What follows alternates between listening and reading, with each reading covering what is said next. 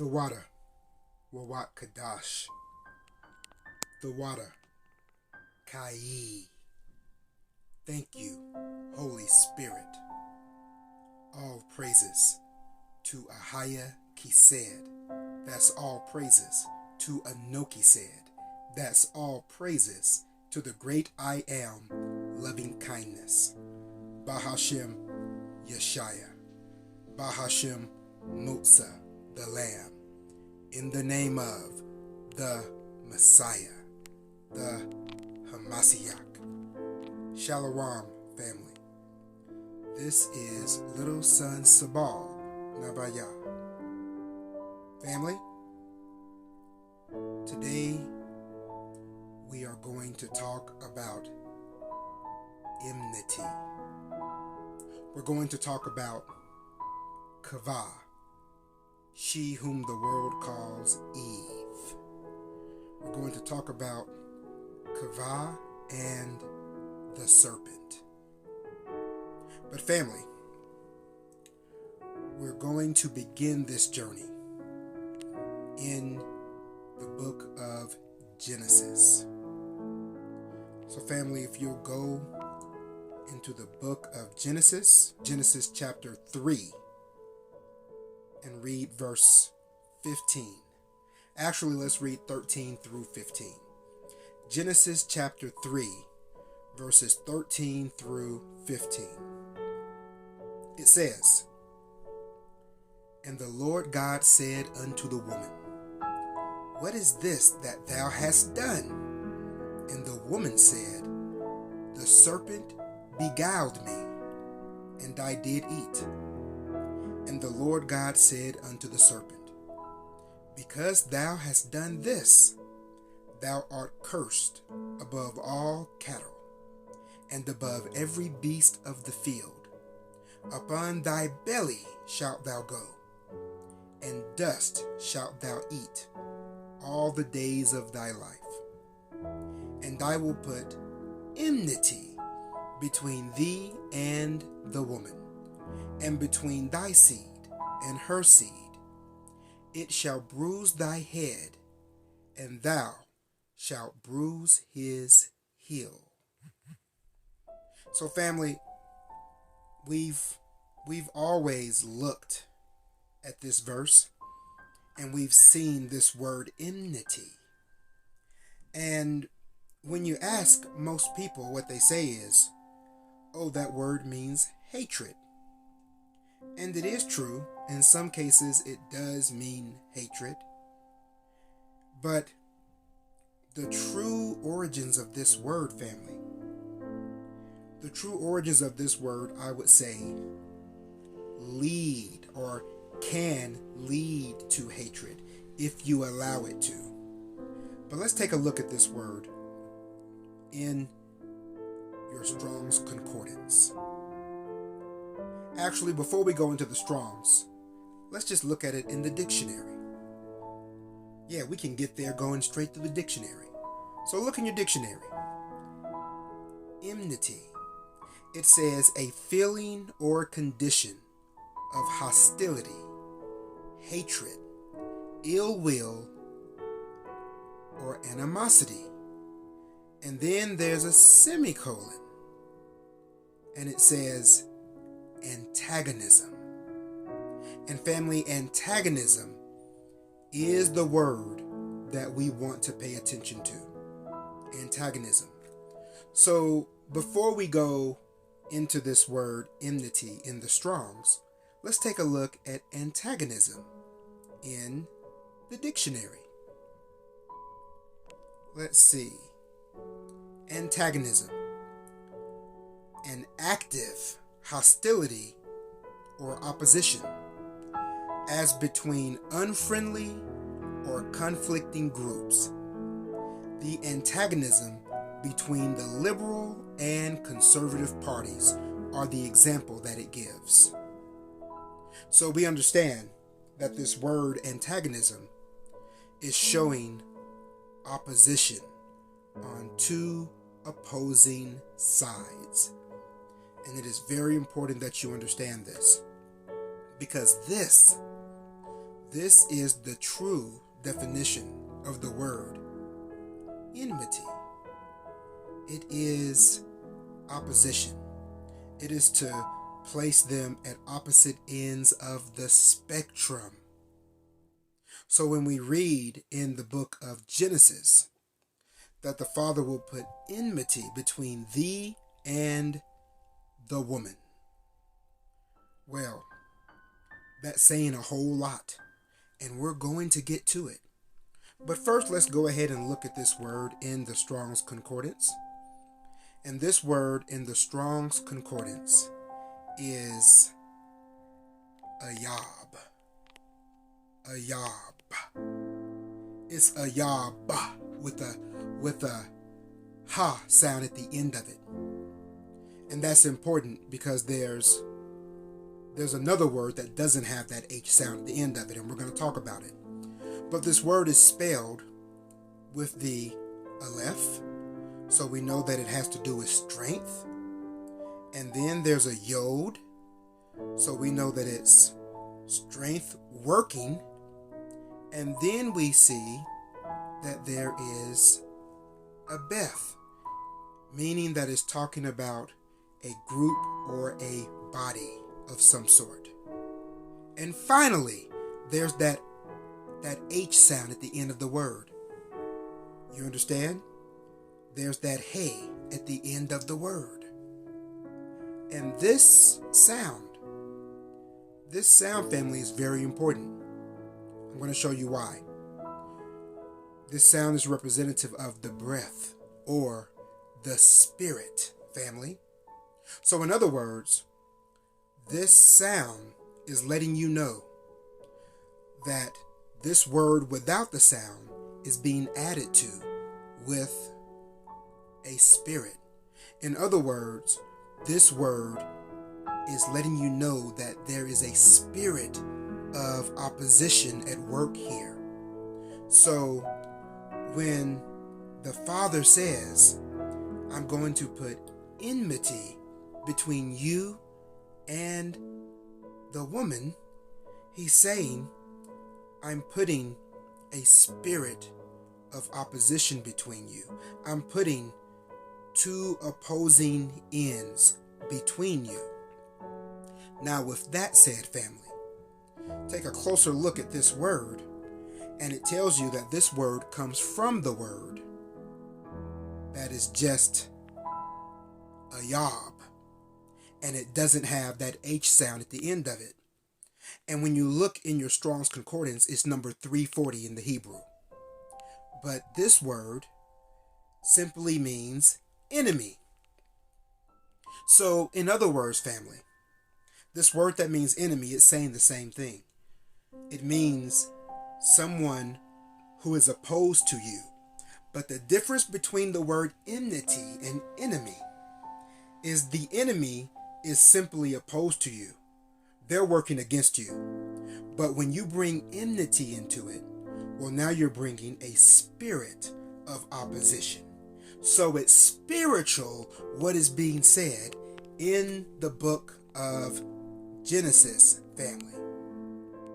Now, family, you might ask, okay, but what does all of that mean?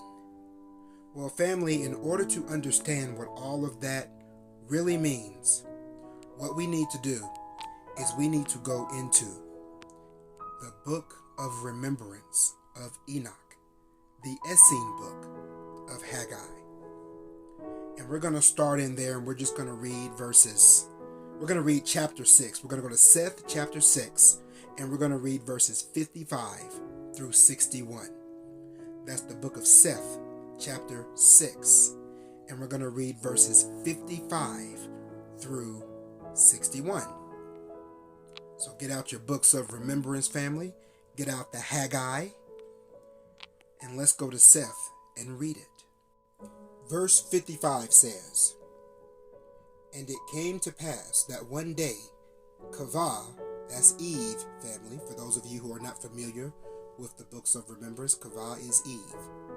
It says, And it came to pass that one day Cavah arose, and she saw Yatsakad drinking from the little pool. And remember, family, Yatsakad is Adam.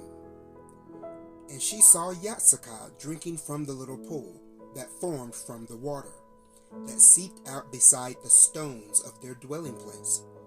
And she said, the sheep, the fish, and the Isib, family, Isib is wheat. It says the sheep, the fish, and the Isib are our friends. How many other friends are we to find here in this place? And as she looked about, she espied a serpent emerging out of a crack in the rocks over by where she cooked. And it had a very sweet face, and it was very delightful to look upon.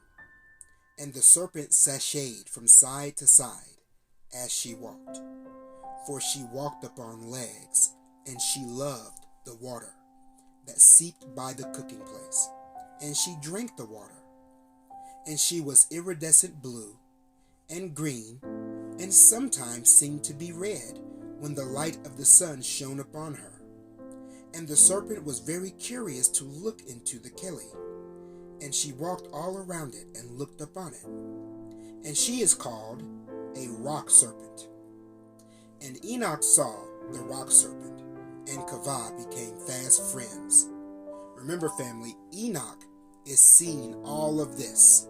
So Enoch is looking and he's seeing all of this entire account that is going on with our first parents. So it says, and Enoch saw that the rock serpent and Cavah became fast friends. And she sang and danced before the serpent. And the serpent began to visit her at the same time each day, to get a drink and watch her make bread, and to hear the song of the dance. And Cavah knew when to expect the serpent to emerge from the crack in the rocks of her dwelling. And she would talk about everything together, Salakia, and they would talk about everything together. And their friendship was very pleasing to Yatsakad, for he delighted in the joy of his rib. And it came to pass that one day Cavah discovered that her dance was in the same manner to sashay like the serpent, and it was a dance to express the happiness of her joining in rich friendship with creation and all the souls in Eden. And in those days Yatsakad and Cavah were happy, and they continued their life as husband and wife in Eden. So family, right off the back, we're seeing that before there were any words or any coercion or anything of the sort that occurred between the serpent and our first mother, we are seeing that Eve or Cavah and the serpent were friends first. Isn't that interesting, family? It's always your friends. Reminds me of that song. They smiling in your face. The backstabbers, family, the backstabbers. All right, let's continue on. Okay, family, stay in chapter 6. And let's go ahead and read verse 70 through the end of the chapter. We're going to read verse 70 through the end of the chapter. And we're picking up, and it says, it's talking about Eve. I'm telling you that because it says she. It's talking about Cavah. So it says, and she, but she is referring to Cavah. So let's read it. Verse 70. It says, and she thought to go across the river and look where he landed.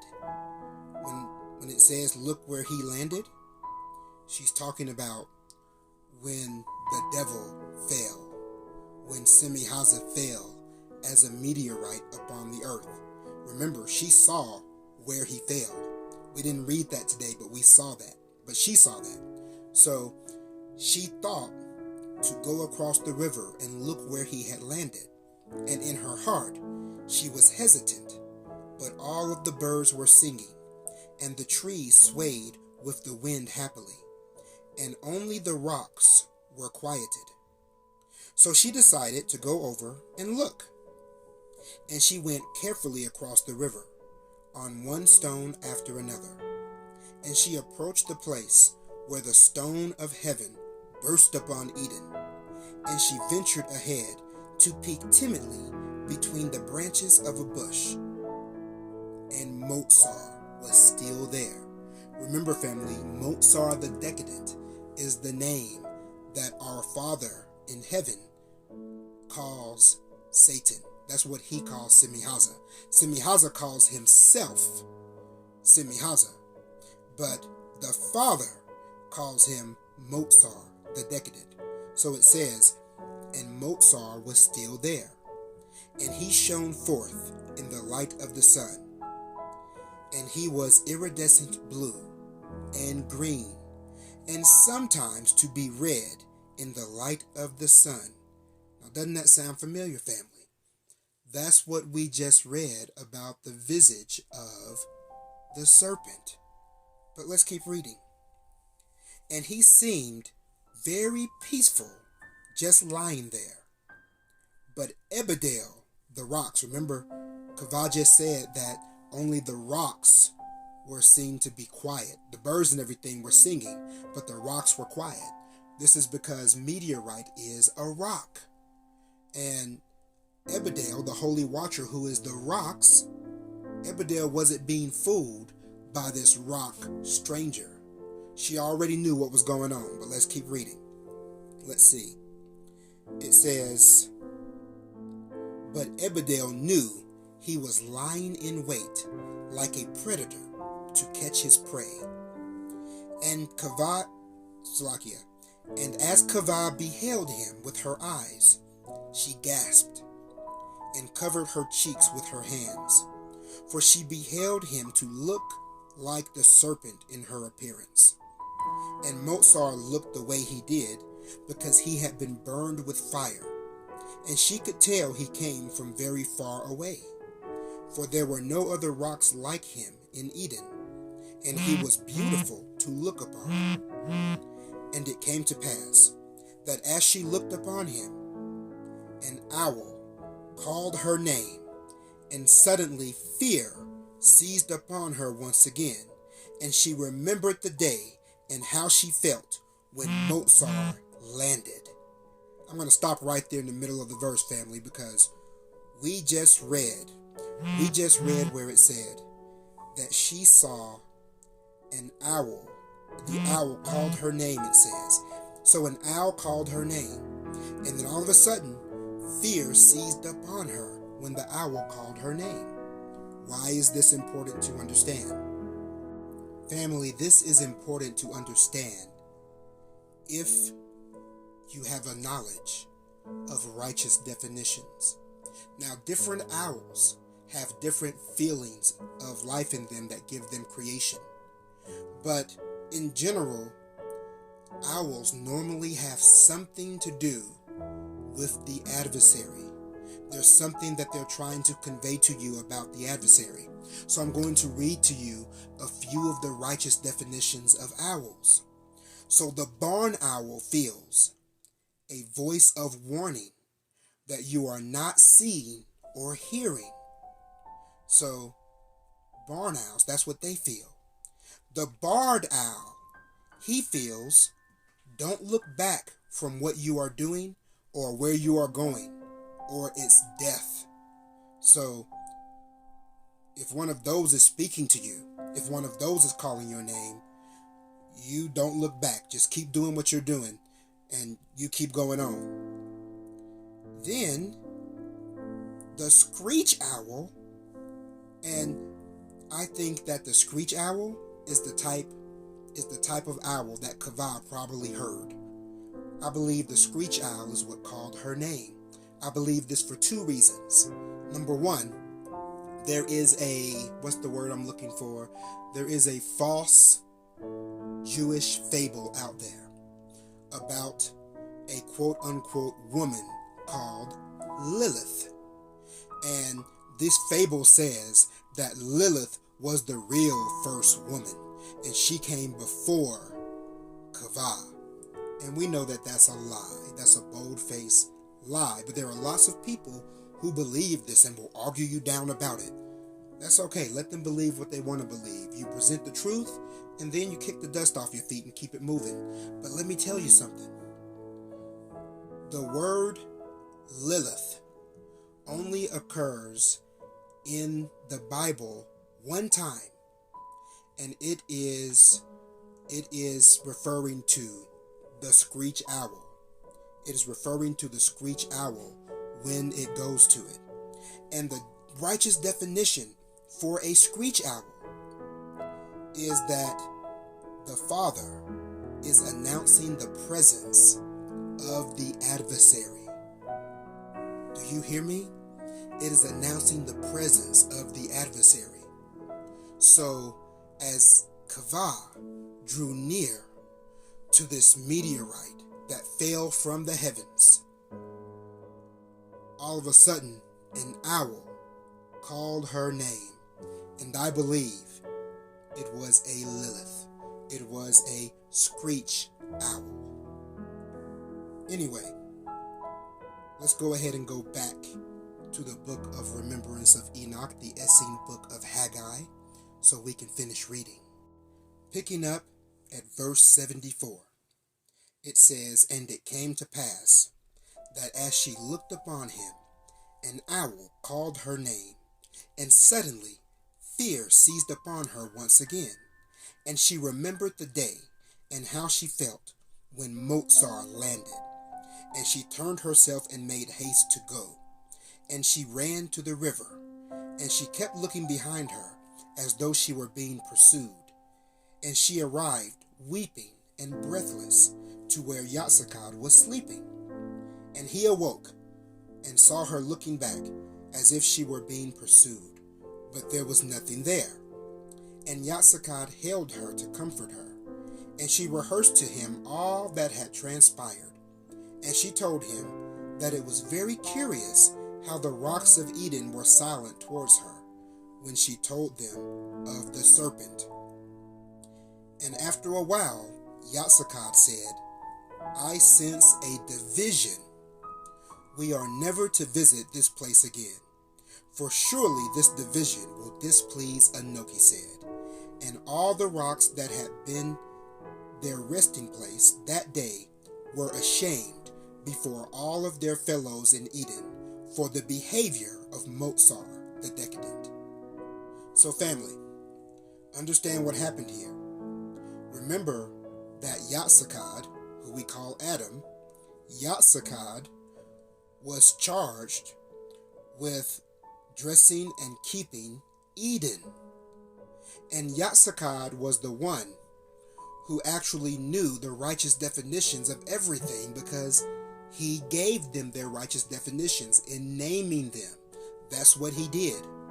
So understand that this was wisdom that Yatsakad was dealing with right here. Because just hearing that the rocks were quiet in the presence of this rock stranger, he said, I sense a division. We are never to visit this place again, for surely this division will displease Anoki said. And then, family, it says that the rocks were ashamed for the behavior of Mozar the decadent. They were ashamed because he was a rock. You understand? They were feeling embarrassment because this rock stranger is not acting like one of us. He's acting very different, and his behavior is, what's the word? Offensive to the great Holy One. So let's continue. Verse 77. And after a while, that was 76. Verse 77. And it came to pass that Yatsakad and Cavah left again with the feeling that they were being pursued, and they never during their long lives returned to the fountain of Simca. And it came to pass that when they arrived home, it seemed to them that their dwelling place was a haven from the fear that came from Mozar, and they were comforted once again by the bread that Cavah made. And Yasakad went with a troubled heart to inquire of Kai. So he went to inquire, family, of the Holy Spirit. And Yasakad went with a troubled heart to inquire of Kai. And he prayed to the Lord mightily. And he said, O Anoki said, I am afraid we will displease you. Please help me to understand why there is a division among the rocks of the earth concerning my rib, when she mentioned the serpent to the rocks of Simca. And the Lord said by the voice of Kai, the one who calls himself Semihaza, who is Motsar, is the first in all of creation to be viewed by your wife to be naked, for he is not clothed upon in righteousness, and nakedness is akin to the absence of life, which is called death. And his appearance does not glorify me, but his appearance is become the means for him to show forth his own glory, and he uses his appearance and countenance to become a life unto himself that is separate from me. So be very careful, my son, to avoid that which is not clothed upon in righteousness. Now in those days, Motsar began to speak to the rocks around him concerning the visit of Cavah. And by the time Yatsakad and Cavah had returned home, the controversy of Motsar had spread all throughout Eden, and the rock serpent heard stories of grandeur, how she had the appearance of the famous rock that came down from the heaven. And the effect of this division between the rocks of Eden lay very heavily upon Cavah, because in her soul, her vision was to be joined with the rocks of the earth. And because of her, in the beginning, all the rocks of the earth spoke with one voice. And the rock serpent was well apprised of the account of Cavah in her return to view Motsar, and he was much puffed up. When it says he was much puffed up, that's talking about Motsar. Motsar was puffed up. Here's why. And he was much puffed up that she would return to look upon him. And the countenance of the serpent was thus changed toward Cavah, for she glorified herself to be viewed in the same manner as Motsar, in being beautiful and exotic, by Cavah, who is the handiwork of the love of God. So family, take a look at what this is saying, because on multiple levels, you should be learning something right now. Pay attention. So understand that when you are being puffed up in your appearance, that doesn't glorify the Father. I'm not saying you have to go around looking all scraggly and whatnot, but you know when you are being prideful in your appearance. And if that's the case, then you should definitely check yourself. But there's another level to this, family. Look how the serpent liked the fact that the object of creation was comparing her to the devil, to Motsar the decadent. You understand? So now she's over there like, oh, I look like this beautiful thing that came from the heavens. Family, understand that the colors were iridescent blues and greens, and sometimes shown to be red in the sunlight. Family, how many of you have seen women, and sadly to say, sometimes men in these current day and time, but how many of you have seen women with iridescent blues and greens, and sometimes shown to be red in the sunlight, upon their eyes, upon their cheeks?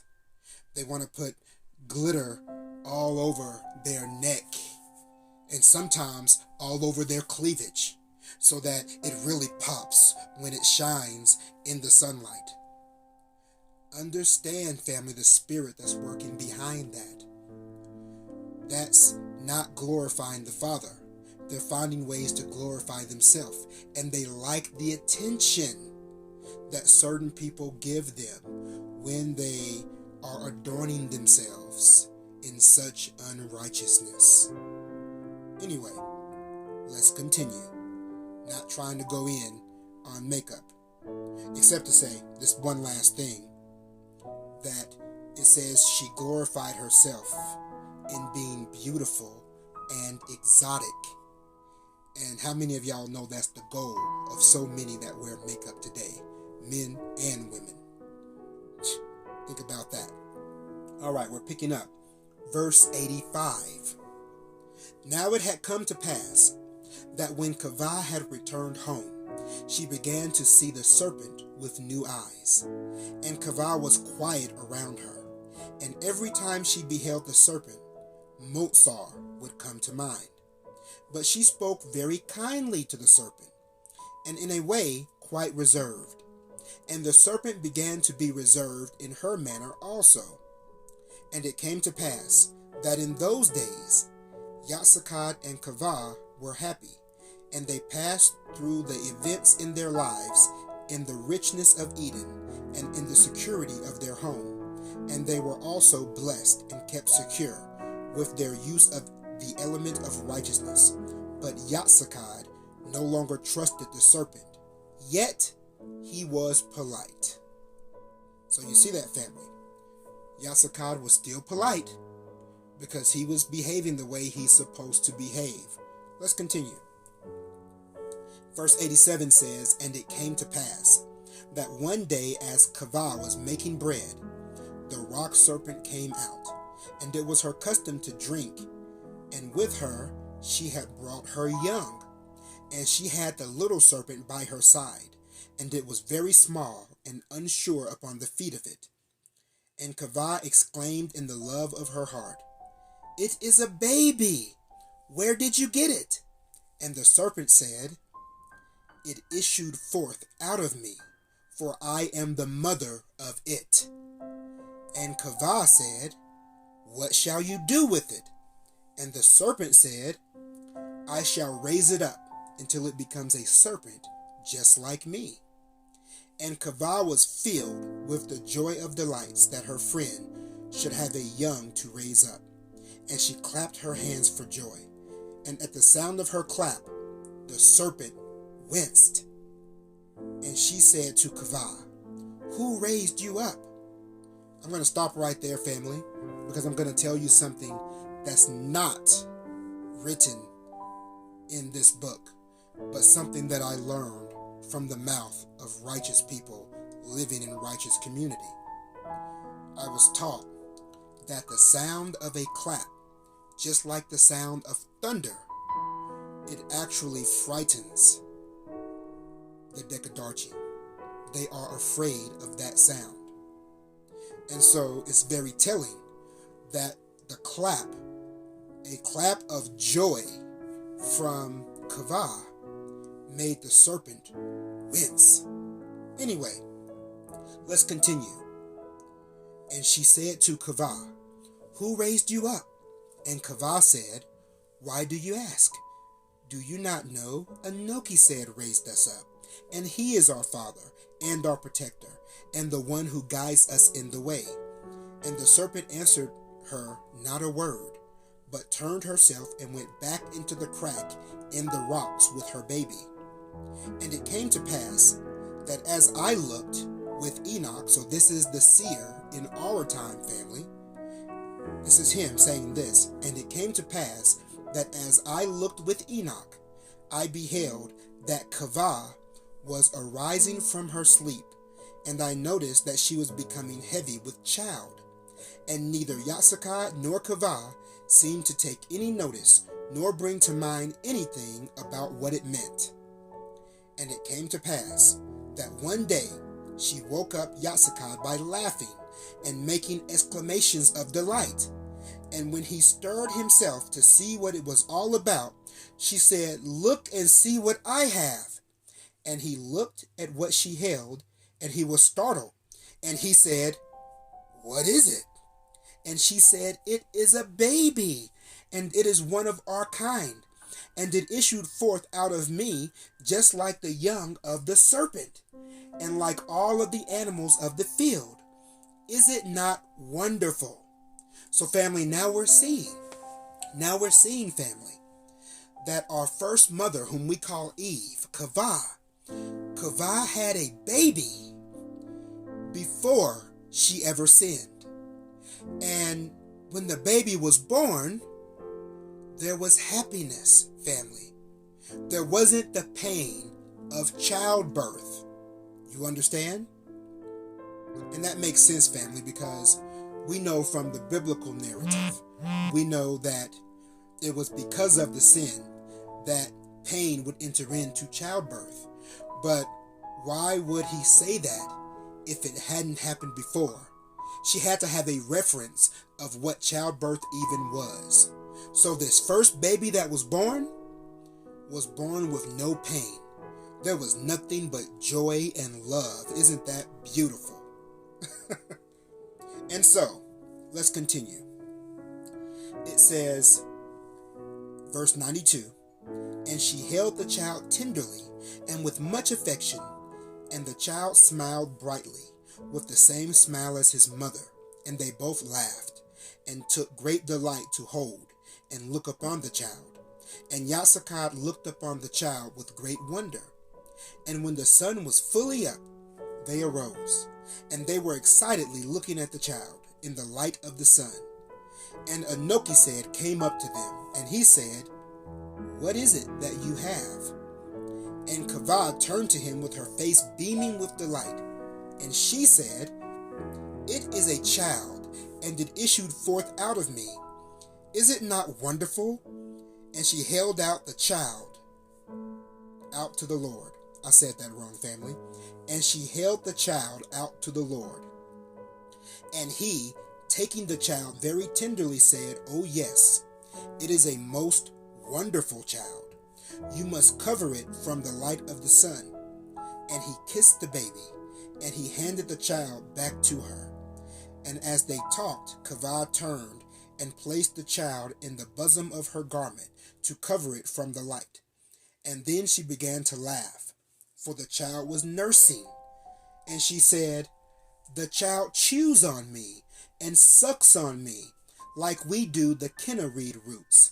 And the Lord said, 'It is because, like the Kenna reed, you are filled with the sweetness of life. We shall call him Kenna, and that shall be his name, because he is filled with the sweetness of life in the same manner as his mother. And he is the most delightful thing that has ever happened in Eden.'" Wow, family, doesn't that make you almost just want to cry? This beautiful little baby Kenna was born, and he was born and sucking on the sweetness of life straight from his mother. That's beautiful. And Yatsakad was standing by to view all of these things. And he said, "Father, where did it come from?" And the Lord said, "You are the father of it, and she is the mother of it, and it came from the two of you together." I'm going to stop right now, family, because there's something that I want to squash. So, Kenna, family, later in life, becomes Cain. And we know him today as Cain. But family, understand that right here, Anokised himself said to Yatsakad, "You are the father of it, and she is the mother of it, and it came from the two of you together." So any of you who are entertaining the lie that Eve laid with the serpent, and there's a whole race of serpent beings out there, don't believe that, because it is a lie from the pit of hell. Here is the truth. Kenna is the son of Yatsakad and Cavah, of Adam and Eve. Now, let's continue. Verse 97. And Yatsakad said, What shall we do with it? And the Lord said, You shall raise it up unto me, for it is a gift that I have been given, and in turn I have given it to you. And thus was the sun to set on the first day in the life of the child called Kenna. And it came to pass that Cavah made a part of her righteous garment into a sling for a cradle. And she kept little Kenna cradled near her bosom, or under her arm at her side, everywhere she went, and he was very little, and she kept him from the light of the sun, as the Lord had said. And it came to pass that some days later, Anokised came to visit them in the morning darkness, and Cavah fed the Lord bread. And they sat by the light of the fire, and they all rejoiced together, and they spoke of the child, and of the Salakia, and they spoke of the child, and of all the rich happiness that was theirs. And the Lord said, I have come this day to hold and bless your child. And Anokised gently lifted baby Kenna out of the cradle of his mother, and held him in his arms. And the Lord dearly loved the child, and he held him, using both of his arms across his chest, and he bent his head to hover over the child in his arms.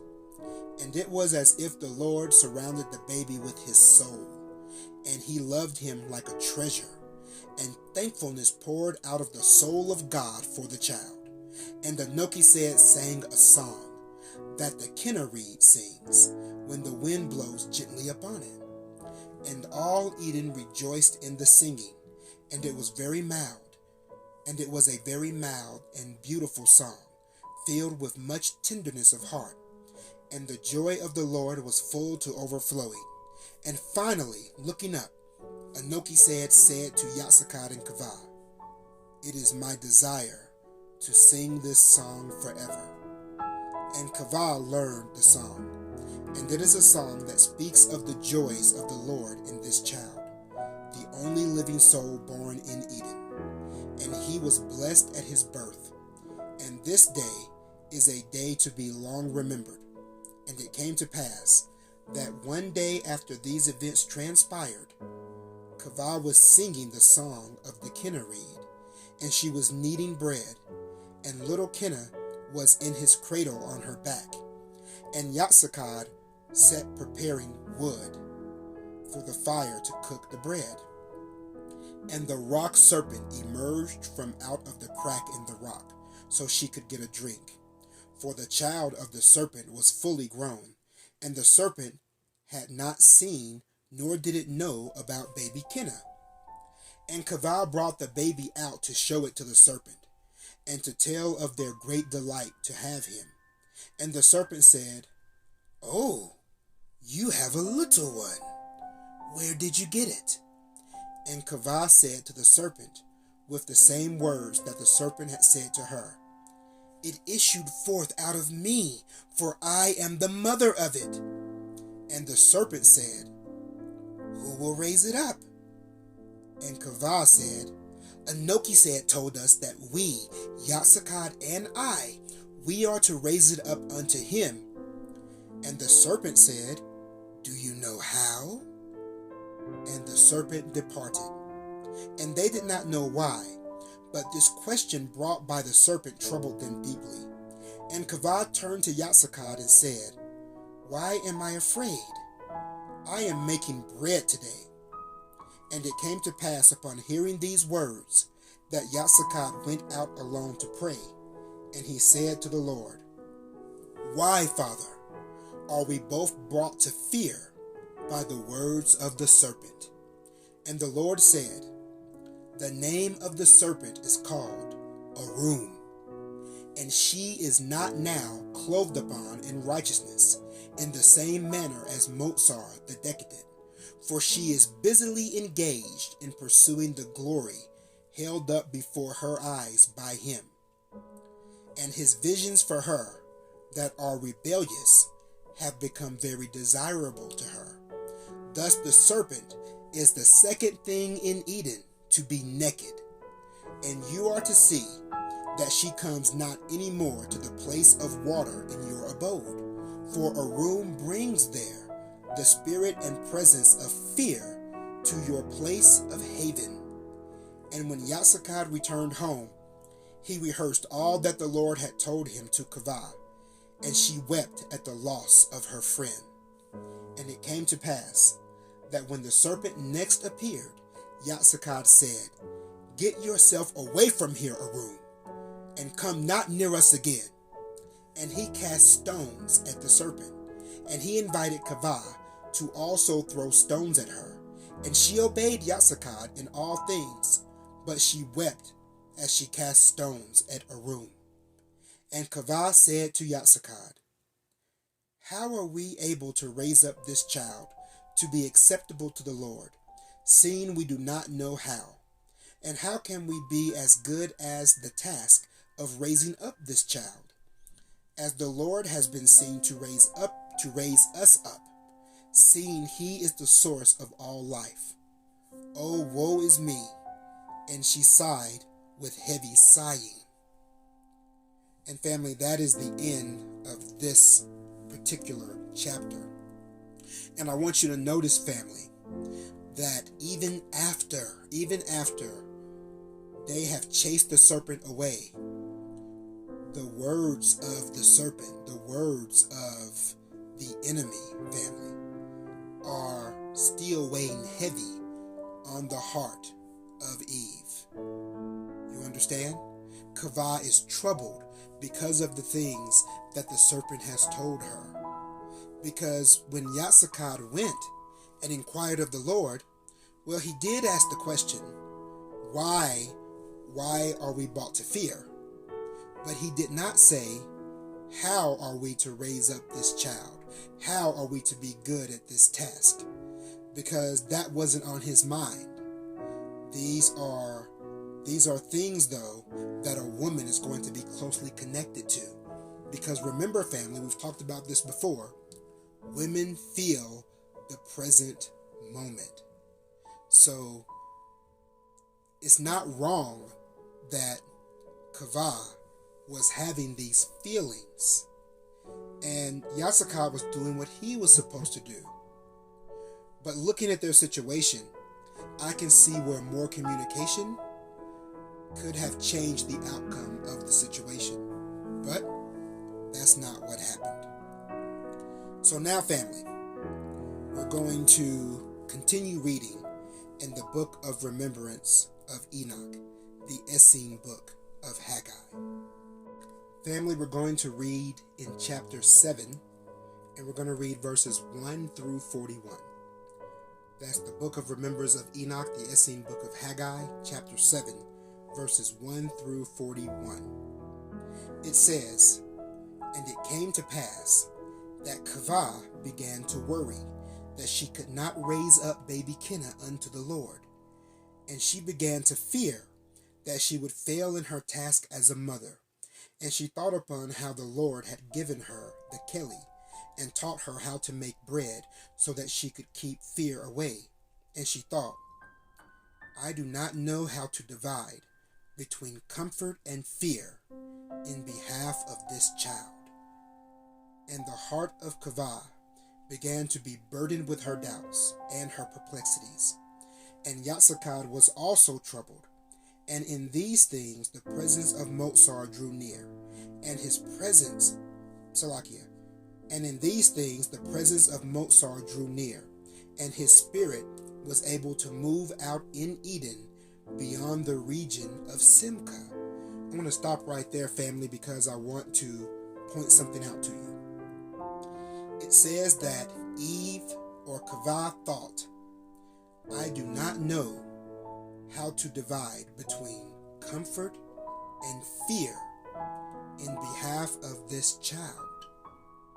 Family, how many of you know that women deal so strongly with the present moment that they sometimes have trouble dividing between comfort and fear?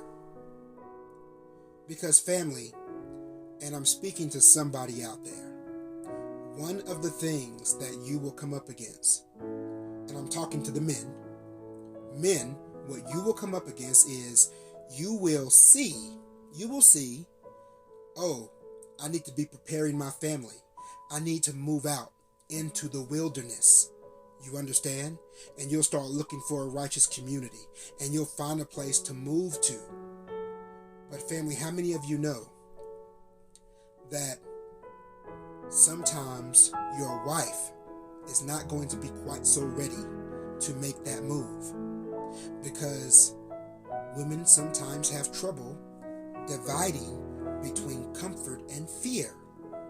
You see, family, you're comfortable on your couch in front of your TV with your electricity, with all of the modern amenities of the world and time and age that we live in. But if you tell that woman out the blue that we are leaving and we are going to live a simple little house on the prairie lifestyle, you might get some pushback depending on the woman. You understand? And let me tell you something. If you get if you get pushback, you just have patience and compassion.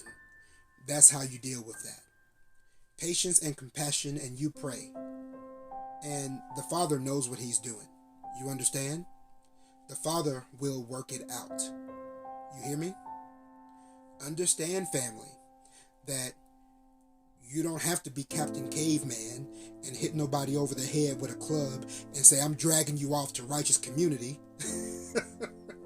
That ain't right. All right. Now, we're going to pick up at verse 3. And from that day, Cavah began to look upon the serpent with disdain, and she felt no sorrow as she threw rocks at Arum to keep her away from the place where she made bread. And in her heart, she yearned to be rid of her anxiety. Family, yearned to be rid of her anxiety? Family, this is something that so many of us still struggle with today. And so many women still struggle with today. As a matter of fact, anxiety and what's that term? ASMR.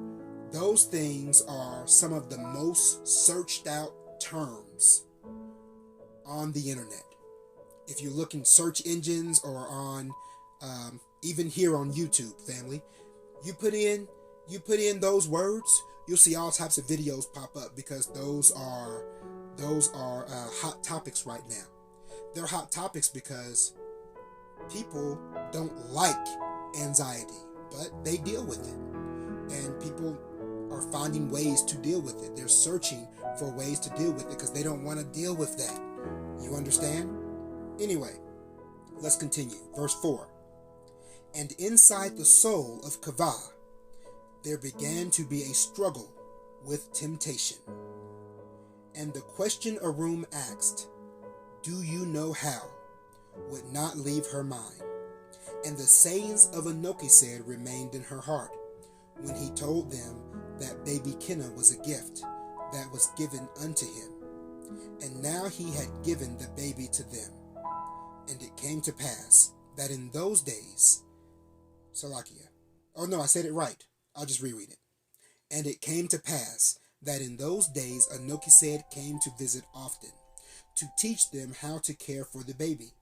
And he taught them to use soft grass that was tied in the middle as a garment for the baby. And it was like the grass they used to dry their hands at their wedding. And even though he taught them all these things, the doubts and anxieties never left the heart of Cavah, and she continually worried that she would not be able to distinguish between the comfort of Anokised and the fear of Mozart. Or, as it could be said, she could not be sure to rightly divide between good and evil, in order to keep her child in the way and raise him up unto the Lord. And the song Anokised sang at the birth of baby Kenna seemed to only be sad to her.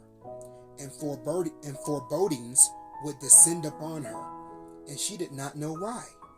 And day by day her fears and doubts grew.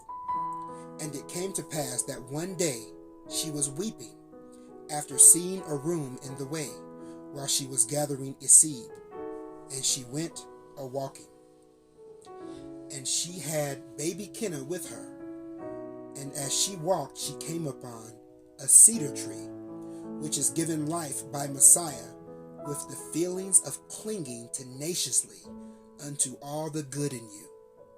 And she said to the tree as she uncovered baby Kenna, and as she held him out, Look, I am a mother now, see? And she wept, and she said, But I am afraid. And the subtleties of a room were in her heart. And the spirit of Mozart drew near, and he said to her in her heart, You could become like God, and know how to keep fear from your child, if you use the tree that is before you. For you are very good, and you are good enough, that you are willing to give the child back to Enmity, for him to raise up. Now family, we already read today that Enmity spoke out of his own mouth and said, It is a gift from me to you, for you to raise up as a gift unto me. He already said that. But here is the devil telling her, you can give the baby back. Verse 11. And it came to pass that Cavah took heed to that voice, and she determined to use the cedar tree, and she intended to speak to it about her desires. And in her heart, she did not want the child to be near when she took her case before the tree. So she took little Kenna home, and he rested on the moss with his father. And she returned back to the tree again, and she knelt upon the ground in the dirt beneath it, with her legs folded under. And she bowed herself forward, with her face toward the ground, and she held her face with her hands. And she said to the tree, Oh, help me to feel all the good that is in me, for I am good enough to give the child back to Enmity, for him to raise, for I am afraid I cannot be a mother, and raise him up unto the Lord. And the tree was afraid, and it cried out, Do not speak to me so! And the tree desired to turn her face away from Cavah. But Cavah did not hear the tree, and she was being comforted by the thought that she was good enough to be willing to give the child back. And thus she used the tree to deny her motherhood, and the subtleties of Mozart and Arum twisted the truth about that which is good and that which is evil. Family, I'm going to stop there for just a second, because I want to talk to you for just a quick moment about what just happened. Family, what just happened was sorcery. Remember, family, that sorcery is the forced manipulation outside of righteousness of the source. Meaning that when you take a source, something that the Father put here on the earth for us to use a certain way, when you go to that source and you use it unrighteously, meaning you have the wrong relationship with it, and you force that thing to do whatever you want to do with it, at that point, you are engaged in sorcery. You understand? That's what was happening here with the tree. You understand? Now, I'm not calling our first mother a sorcerer, because she didn't understand what she was doing, even though she did it. She understood what she wanted, but if she had known really what she was doing, she wouldn't have done it. But family, that's a tactic of the devil. The devil has a way of making bad seem good. And then you go and do a thing that you think is good, but now you're going against the Father. Now you are sinning. You understand? So I'm not attacking our first mother. I love our first mother. She made a mistake. And as you'll see in a moment, Adam did too. But we're getting there. So let's keep reading. Verse 15. And thus our first mother used an element of creation to magnify a lie that came from her doubts and fears, and she partook fully of the spirit of the tree, and drank the feelings of the tree into her soul, and she filled herself falsely with the feelings of the good that was in her, because she was willing to give the child back, and it brought her comfort, and her fears seemed to abate. But I beheld her as she sat under the tree, and I saw her arise, and when she stood up to leave, she shook both her hands as though she felt she was dirty, and she rubbed her hands upon her garments, and never before had any such feelings come to her. And as Cavah departed, and she was a little way off from the tree, she turned herself and looked back at the tree, and her eyes were opened, and she beheld the tree to be darker than all the trees around it, and it did not shine with the light of God, nor radiate the life which is in it, which is the arm of the Lord. And she saw that the tree was no longer clothed upon in righteousness, and she was perplexed. But she continued on her way, and wondered what it could mean. And she returned home, and she brought all of that which she felt with her. And she told Yatsakad of her plan to give the child back. And she told him that they should do so, because they were good. And he also partook of the feelings of the tree that were in her, and he agreed to perform it with her. And thus he too was beguiled by the subtleties of Mozart into denying his fatherhood. You see that, family? And it's such a sad story when you realize that it's still happening today. Family, how many people do you know, mothers and fathers alike, who have denied their parenthood because they're chasing a drug and all the feelings, all the good feelings that come from the drug? You understand? Drug use, sorcery. You understand? Are you making that connection? Let's continue. Verse 19. And it came to pass that Yatsakad was not comforted, and seeing him troubled, Cavah rehearsed to him what she had seen when she beheld the tree to be no longer clothed upon in righteousness. And in his heart he knew something very important was amiss, but he could not discern what it was. And he remembered that the Lord had told him to avoid anything that was not clothed upon in righteousness.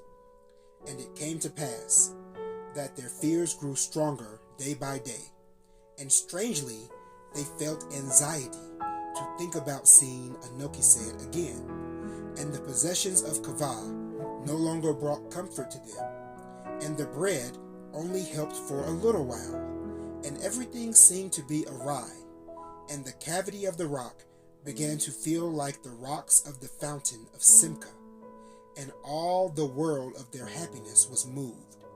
And Cavah would shake her hands as if to be rid of some uncleanness. So family, when it says that the cavity of the rock that they lived in began to feel like the rocks of the fountain of Simca, that means these rocks started being quiet. This cave was no longer talking to them. Understand, family, that what's that witchcraft movie called?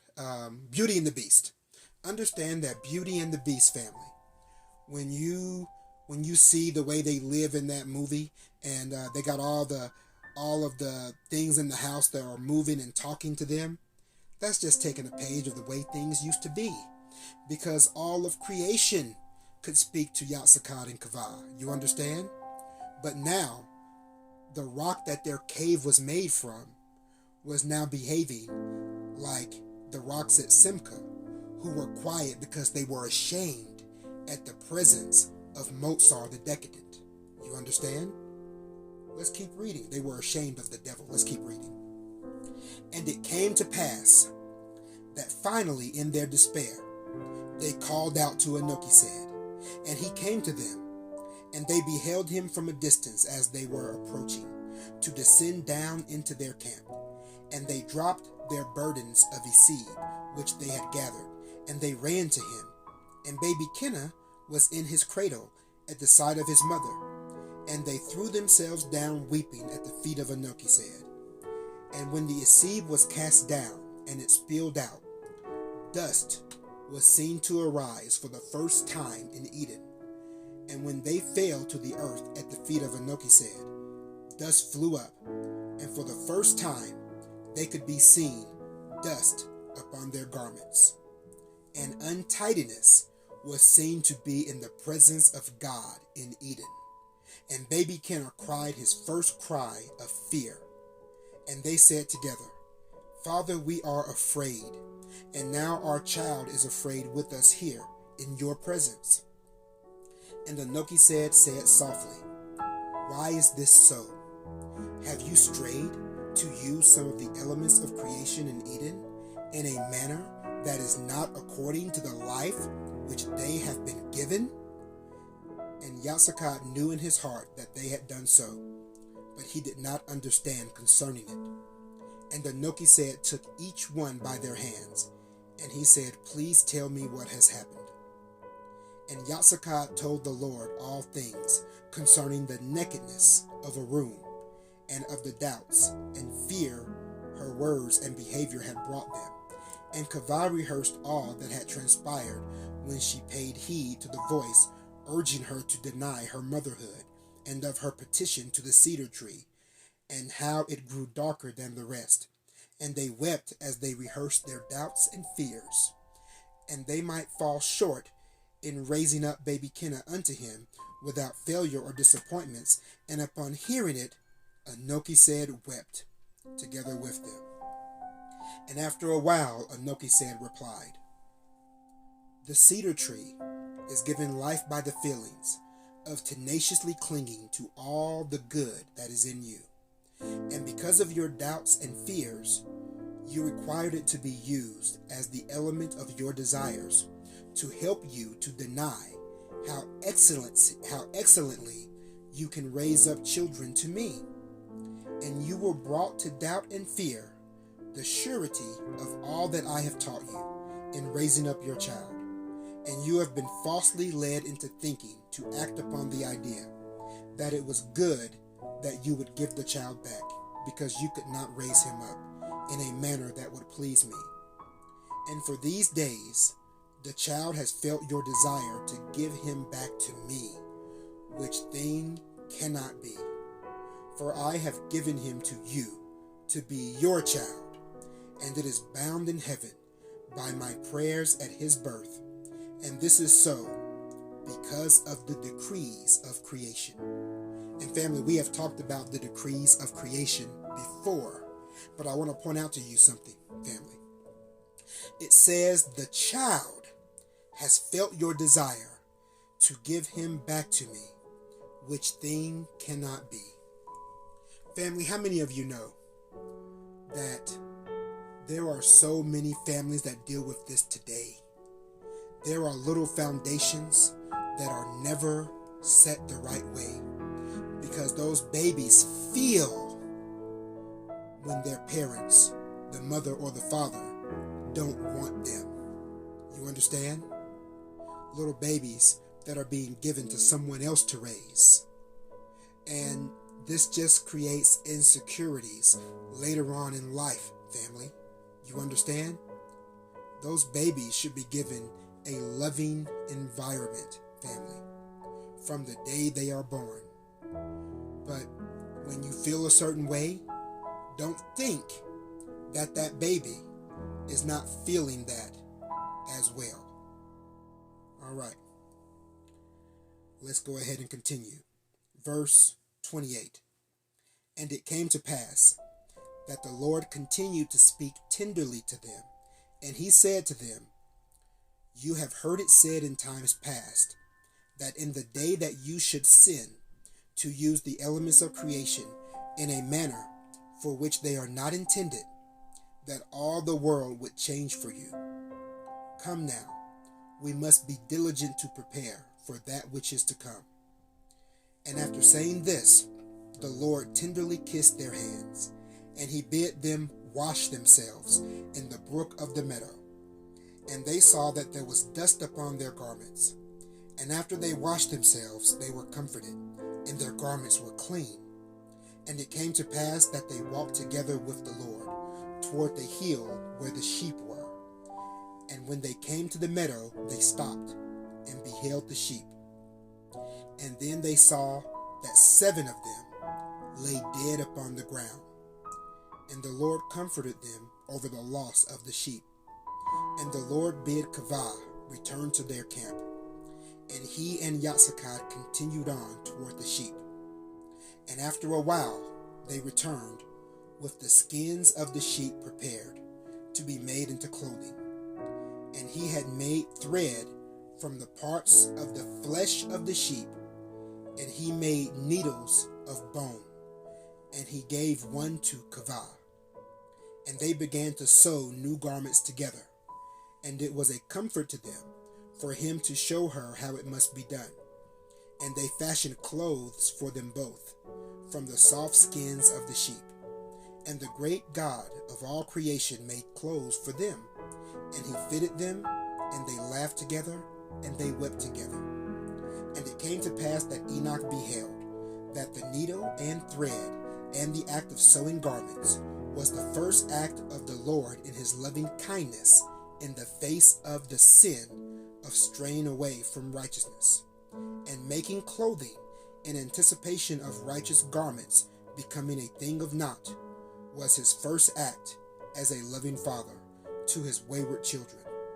And thus it must be all through the course of man, that clothing, in order to be holy and clean, must feel the unfailing love of Enoch for his children when they find themselves in a temporal world, apt to be led astray from walking in the way. And the clothing of man must always be seen to be an expression of their knowledge of his great loving kindness, and a force to remind them to always walk in the way. And the Lord said that the tender hands of a mother must in this way affirm to her children that they are unconditionally beloved by her, and by the Lord, and by all creation. And Cavah kept her needle in the hem of her garment. And even with so great of things as these, from the day Yatsakad and Cavah, Salakia, let me start that over. And even with so, let me start it over one more time, family. And even with so great of things as these, from that day, Yatsakad and Cavah found it hard to be comforted, and all of their world was changing, for it could be known that Motsar and Darum and the cedar tree, and now Yatsakad and Cavah and baby Kenna were changing from being clothed upon in righteousness. Now it came to pass that a friend of Arum heard the news that now a tree in Eden was not clothed in righteousness. And the news of it came to the knowledge of Motsar the decadent, and he knew of that which Cavah had done in her use of the tree. And Motsar spoke with much excitement and with great determination before all of his fellows. And he said to them, Draw near this day, and let us make a solemn vow together, for we shall raise up Kenna, and have for ourselves a man in Eden. And the vow was rehearsed by all who would do the will of Semihaza, and they delighted in his deeds. And thus was the child swept into the war in heaven, and the misuse of the spirit that gives life was magnified and it was expanded in the midst of Eden, and the desire of God for Kenna were in jeopardy. And Mozart had the expectation that now all of creation would return to the state of Olam, where he would be exalted. But you will see that in his expectation, he will be disappointed. And this is so because evil cannot comprehend the power of loving kindness in forgiveness, and evil cannot know how the temporal world came into being by the word of his power. Now it came to pass that Anoki made them clothes. Salakia. Now it came to pass that after Anoki made them clothes, he took baby Kenna, and he put the wedding grass upon him for a garment, and it is called a re, because it soaks up the waters of purification, as it did at their wedding. And he gave the needle that he used to sew their garments to Cavah, and they both knew that he loved them dearly. And in the evening he stayed to spend the night with them, and they spoke quietly together. And our first parents slept their last night in Eden, in the arms of God. And the Lord held baby Kenna tenderly through the night. And the Lord said that they must prepare, for with the rising sun they must depart on a journey. And the Lord comforted them, that he would be with them in the place where they would be going. And it came to pass that Enoch saw all these things, for he much moved upon, And it came to pass that Enoch saw all these things, and he was much moved upon with compassion for his first parents. And he saw how the possessions of Cavah were taken out of Eden, for her possessions held little value to her after her sin. But the Lord saw to it that her righteous possessions went with her as she left Eden. And family, I'm going to stop right there. We're not going to go into the account of leaving Eden. But I want to point out to you, family, that it says that Mozart the Decadent, Semihaza, the devil, Satan, Lucifer, all the same guy. He's even called bad. Anyway, it says, family, that he expected that the world would go back to a state of Olam, family. Family, we've had quite a few lessons on Olam, and I like to call it the land before time, because literally it was a land that existed before time began. Time didn't begin, family, until this moment, until the moment where Cavah and Yatsakad sinned. When they sinned, family, that's what started the temporal world, family. You understand? And remember, family, Mozart the Decadent had this expectation that it would go back to a state of Olam, and he really must have thought he was going to get that, because one of the conditions of Olam is dust, is untidiness. You understand? But that was done away with the creation of Eden. But when they sinned, well, the sin caused them to have that effect. You understand? So, family, I wanted to read that to you so you would understand the full scope of the relationship between Arum, the serpent, and Cavah, Eve, because it's going to help you understand enmity. Now, family, remember that we talked about enmity, and we talked about how enmity, family, is literally, what's the word? What was that word that it is? Enmity is, what's that word? Antagonism. Yes. Enmity is antagonism. Or that is to say, it is the spirit of opposition. You understand? We talked about that. And then we read this account of Eve and the serpent. So now, family, let's get some more understanding. Let's go and read in the scroll of the community rule. We're going to read in Article 2, verse 10. If you don't know where to find this, you can find a copy of this in the Handbook of Established Righteousness. The Scroll of Community Rule, Article 2, verse 10. It says, "In the midst of these two forces walk the generations of all the children of men, and into their two divisions all the host of heaven are divided from age to age. They walk in these two ways, and all the reward of their works is by these two forces, according to the share of each, according to whether they have much or little, throughout all ages. For God has allotted these two forces to work according to the decrees of creation, and they have set between them eternal divisions.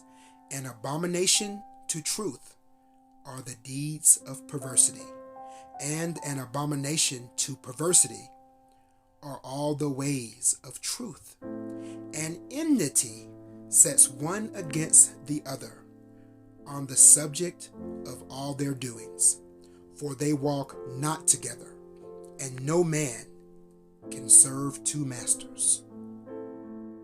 You see that, family?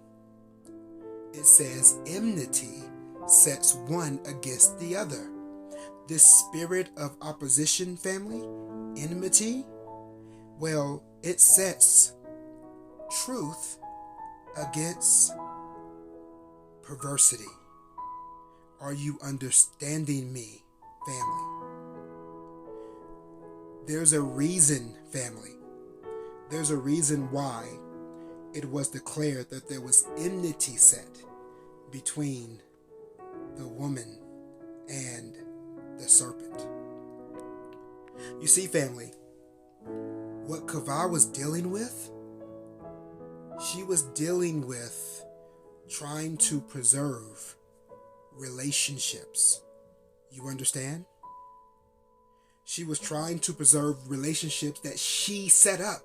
Remember that she was joining everything together. She was creating those relationships. She went behind Yatsakad. Yatsakad went establishing the righteous definition, and she went behind him joining righteous relationships together. But family, understand that she let impure feelings enter into her love. You understand? That's what caused her to feel insecure, to start to deal with anxiety, family. You understand? This wasn't something that, she was actively thinking about, but these types of things rarely are things that are actively thought about. You understand? Because it's a tactic of the devil to try to slide in subtly. Remember, subtleties are not of the Father, family. So now that you understand that, you can understand the true forces that were at play during the entire story of Cavah and the serpent. So family, now let's go back to Genesis chapter 3. And let's read verse 15 again. It says, "I will put enmity between thee and the woman, and between thy seed and her seed. It shall bruise thy head, and thou shalt bruise his heel." So family, first of all, it says thy seed, its seed shall bruise thy head. So family, the head feels like your intelligence, your common sense. And that's not even bringing into play all the things on the head. You have ears that are for hearing the Spirit. You understand? We've talked about these in our spiritual biology lessons, family. We've talked about the different things that the things on the head feel. But primarily, it's doing what you know, family. That's the feeling that's in the head. So, family, you should ask yourself the question, well, if that's what's in the head, then what is the feeling that's in the heel? And family, the feeling in the heel feels seeking the Lord in relation to the needs of others. Seeking the Lord in relation to the needs of others, family. And then you have to ask yourself one question. Well, then spiritually, what is a bruise? And family, a bruise means that you are being overwhelmed in relation to where that is. And we just finished talking about how Cavah was dealing with relationships. She was trying to keep her relationships in a certain state, but she allowed impure feelings to come and be in the midst of that, family. Are you understanding what it is that I'm saying, family? I'm trying to convey to you the level of spiritual warfare that was going on. This was like a preemptive strike by the devil. You understand? The result of this interaction would be something that would affect all of us. Are you hearing me, family? Are you understanding the ramifications of what happened in Eden? Being born in the flesh doesn't really amount to much, because it's being born again that really matters. You can only choose one side, family. You're either following the spirit of truth, or you're following the abomination of perversity. Remember what Messiah said. He said, ye are of your father, the devil. Remember what else Messiah said. He said, them that do the will of my Father is my mother and my brethren. Are you understanding me, family? Are you understanding that when you chase the pride of life, when you chase unrighteous relationships, when you chase unrighteousness, period, when you chase rebellion, family, rebellion leads to witchcraft. It leads to sorcery, family. Are you understanding me? When you chase these things, you are choosing who your father is. You understand? And when you chase truth, when you chase truth and you worship him in spirit and in truth, you're also choosing who your father is. The scripture is clear.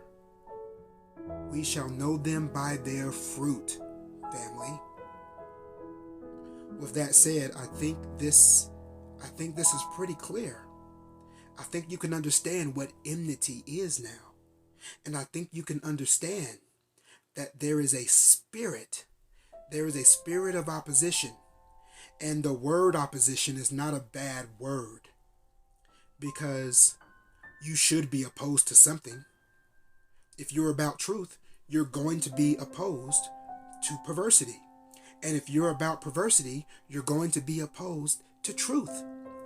And let me say this, family. If you think